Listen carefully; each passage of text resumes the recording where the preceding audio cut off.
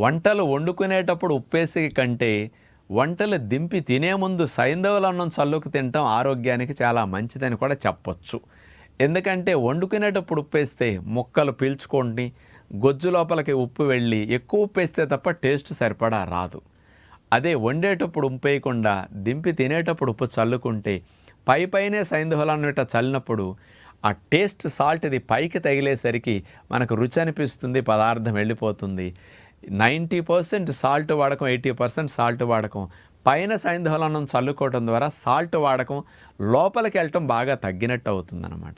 అందుకని జబ్బులు బాగా తగ్గాలి, మందులు బాగా పోవాలి అంటే ఉప్పు మానలేని వారు సైంధవ లవణం పైన ఇట్లా చల్లుకు తినటం వల్ల కొంతైనా లాభం అనేది ఇట్లా కనపడుతుంది.